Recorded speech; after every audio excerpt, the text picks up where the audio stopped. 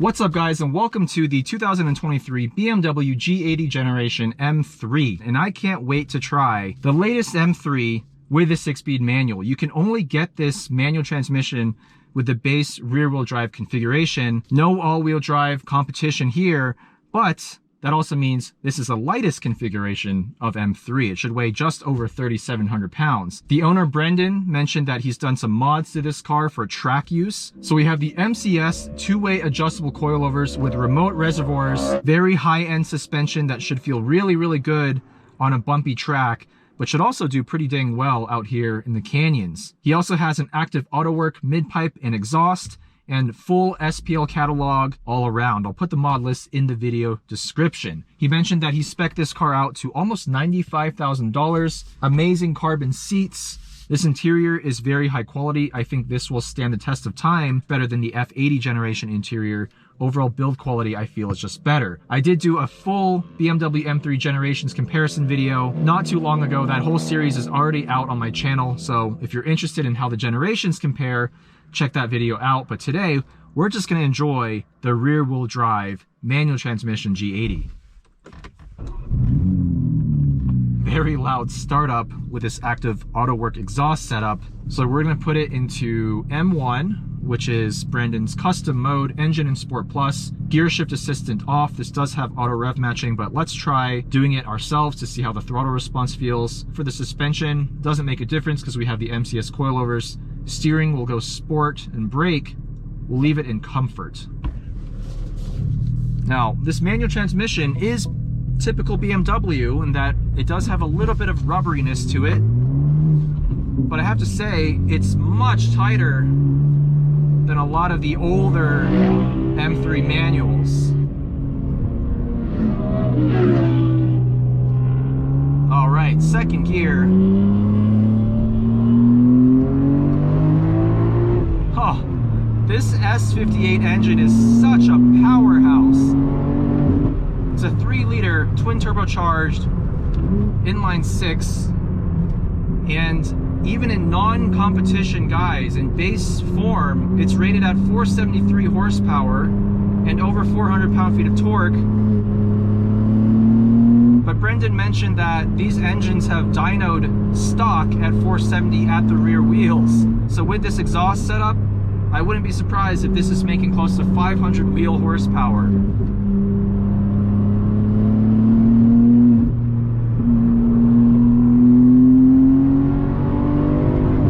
Oh my goodness.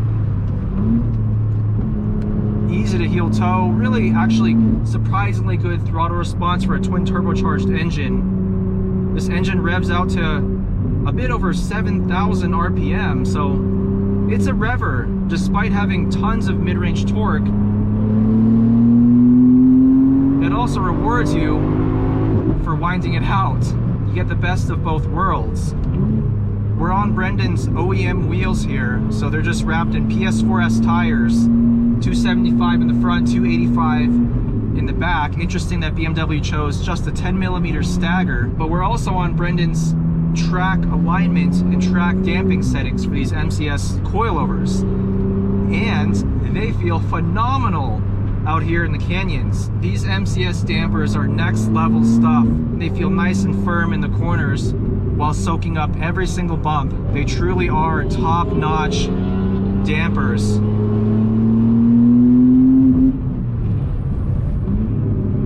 Oh yeah. This engine's definitely a lot louder with this active Autowerke setup. It's not the best sounding engine in the world, but it's not bad either for a turbocharged engine. I'd argue it sounds better than the F80 M3. Now for a car that weighs over 3,700 pounds and has grown in size so much over the generations of M3, this handles its weight phenomenally, especially with this suspension. Woo. So much straight line performance, so much cornering grip, even with just PS4S tires. And the car puts the power down surprisingly well, despite being rear-wheel drive with all that torque Going to the rear wheels.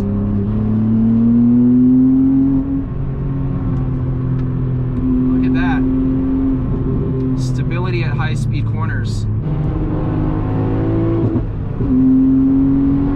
mean, the fact that we're able to keep up with these crotch rockets in a straight line is pretty impressive.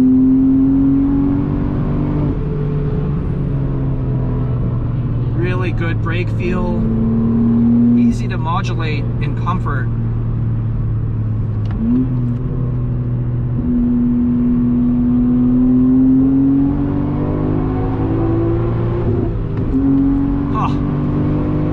Honestly, supercar levels of straight line performance, no joke, even in base trim. This car is so powerful. If I had one critique with this car's driving dynamics, it's the steering. I've said it before, I'll say it again. It's super sharp, super precise. You can point the front end exactly where you want. Very little slop, just off center. But the feedback is not there. You do not feel what's happening on the road underneath you. And that's not something that's specific to BMWs. All manufacturers, well, almost all, somehow McLaren and Lotus still use hydraulic power steering, but pretty much all of the German manufacturers now use EPS, and what a downgrade. I mean, I just hopped out of a 997 generation GT3 RS 4.0, and the steering on that car is just so much better than the steering in the new 992 GT3. Following my own Integra Type S, being driven by Kevin, aka Jabal in Cars. I think that might be the closest I've ever been to a helicopter taking off. Well, whatever's going on, it means we're probably not going to be able to push the car anymore. So might as well jump to final thoughts. Let's put everything into comfort mode here. Gear shift assistant on. Perfect. Rev matches. I mean, the G80 M3, it's a conundrum to me because the sheer amount of performance is pretty awe-inspiring considering where the M3 came from. It's more humble beginnings, if you will, and even just 15 years ago, the M3 was not what it is today. This level of performance is truly in supercar territory, but there's a level of numbness to it that makes it not as engaging to drive as you might want your M3 to be. So really it depends on what you're looking for. If you just care about sheer performance while still having some level of driver engagement with a rear-wheel drive setup and a manual transmission, the G80 M3 actually offers a pretty unique package in today's new car landscape. Where else are you going to get a nearly 500 horsepower rear-wheel drive manual transmission, everyday usable sedan with this much performance and capability on track? An incredibly enticing all-in-one package. But for me, I'm looking for something a little bit more. I want something a little bit more engaging to drive at all speeds. So the G80 doesn't quite do it for me, but I totally understand why this car is so well respected, if you can get past the pig nose front end. So with that being said, guys, let me know what you think of the G80 M3, especially with the 6-speed manual transmission and rear-wheel drive configuration. Thank you all for watching. See you in the next one.